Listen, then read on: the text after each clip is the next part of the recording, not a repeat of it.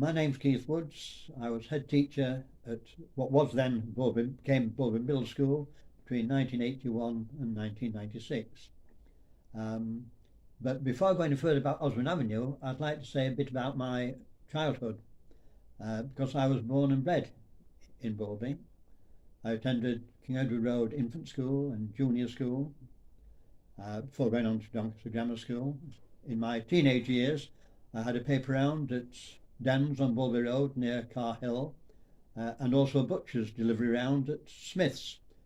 I also, finally, before we'll move on to Oswin Avenue, regularly on a Saturday morning used to go to Balby Cinema, where the manager, a certain Mr. Dobney, used to rule the roost. But in my leisure time, I used to spend a lot of time at Fisher's Park, playing football and cricket during the summer, and occasionally even did a bit of bowling.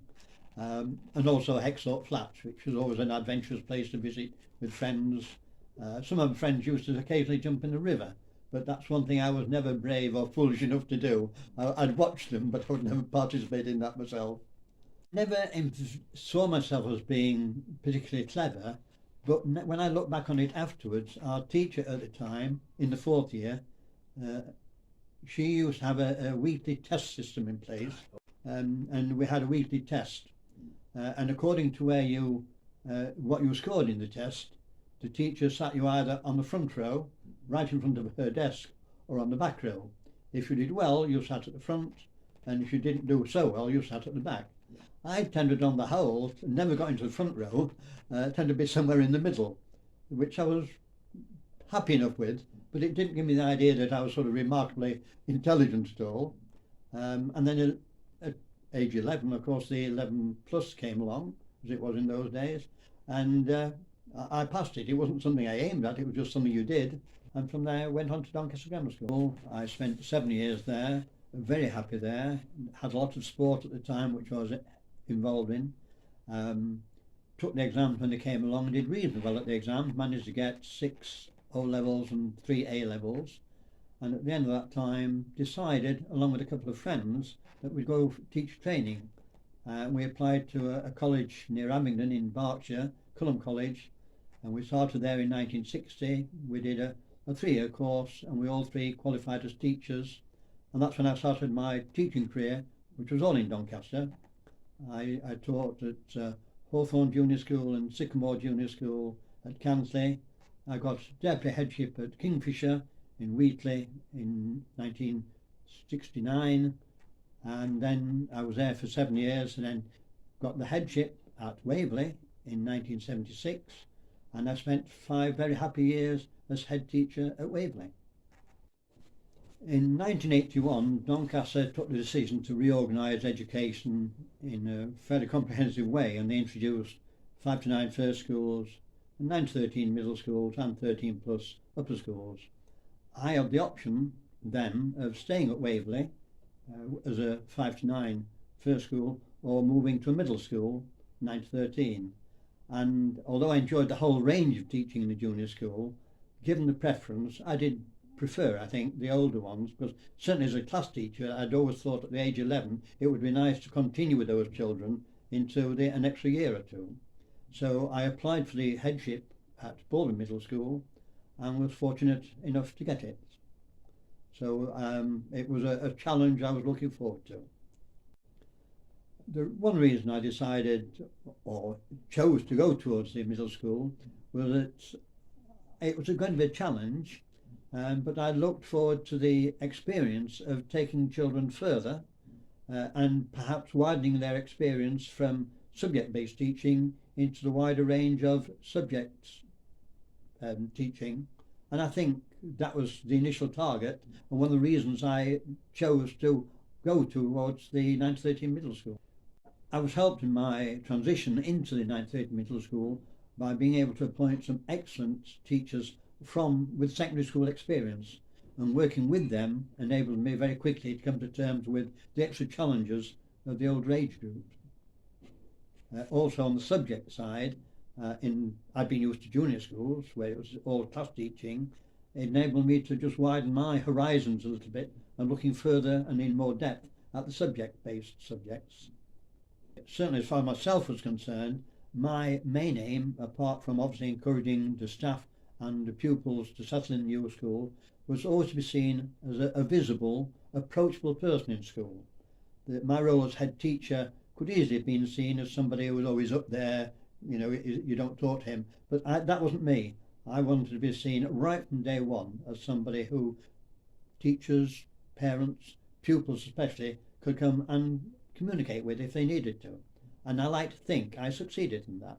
Whether I did, I leave it for others, for ex-pupils, former pupils, teachers and parents to be judge themselves. But that was always my aim, and I hope I achieved it.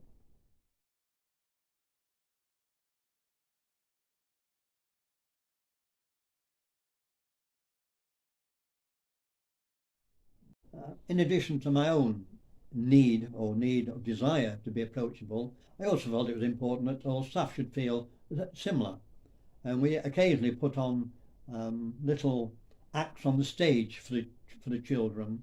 One I remember in particular, we did LOLO, and it was farcical, and the children loved it and laughed at it. But it was good for us to be seen as human beings, and the fact that we weren't afraid of being laughed at. Another example I can give you is every year we had a spelling week, and children were given a list of words to spell, and prior to it, at morning assembly, I would introduce the spelling week by having a test in the school hall, and the test was between pupils and staff. And when it came to the children's questions, pupils' questions, I would give them not easy words, but words that I knew they would be able to spell, most of them. But when it came to pointing out a particular member of staff, and I just chose them at random, I chose a word that was absolutely ridiculous, you know, that they were going to have no hope of getting at all. So in that particular case, the pupils always won that spelling test that we had on that morning. One of the reasons I enjoyed being at Oswin Avenue, Balby Middle, so much as following on from Waverley, was I felt at home there. That area, I wouldn't describe as being an affluent area, but it's an area I've been grown up in. I had friends and relatives still living in the area, and I knew what life was like. When I was a young lad at school, for a long time, well, many years, my father was out of work, a legacy of the war, and I was actually on free school meals. And it was comforting, I think, to some parents to be aware that I'd been through that process myself. I was aware of the difficulties that they and their children possibly were going through, and I wasn't afraid to express my feelings about it, that it was just how I had felt at the time. And I think the expression is, I can't beat the better expression, that I felt at home there. I think, well, to me, Oswin Avenue School was different in that it had this relaxed, friendly atmosphere across the whole school community. The staff were as one. We had our differences on occasions, all places work do, but we worked as one. We were determined to achieve the highest possible standards and to make children feel secure and safe. And it was the same with the parents. I felt that parents were an important part of the school community, and it was important to involve them, to discuss things, to invite them into school, and to share with them our thoughts about their children, about the school as a whole. And I think in many ways, I like to think, that made us different, I think better, but that's a biased point of view, than many other schools. Yeah, I say my thoughts weren't, I wasn't competing against other schools. My main concern was making Oswin Avenue a happy, secure school. And that's what mattered to me. When the school first opened, obviously I knew about half of the pupils who attended because they come down from Waverley.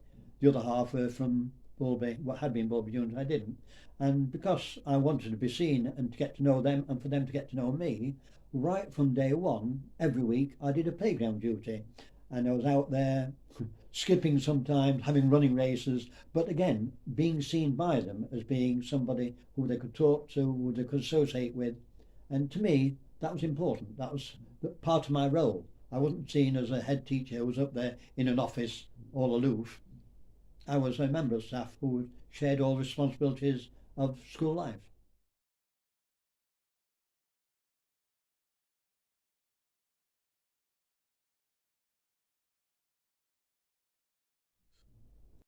In the early 1990s, Doncaster decided again to reorganise its education system, and it was going to revert mainly back to the original primary secondary system, which meant that middle schools were all going to close in 1996. This was rather an unsettling time for members of staff because they didn't know where their futures lay. Um, they Some teachers, some unvetted teachers, understandably decided that career-wise they would have to start looking in other areas for their future teaching careers, and they moved on. Unfortunately, a worrying addition to that was that we suddenly found we were going to have an offset inspection, and after many years of having a settled staff, the staff who remained were good staff, but it wasn't the same as it had been before.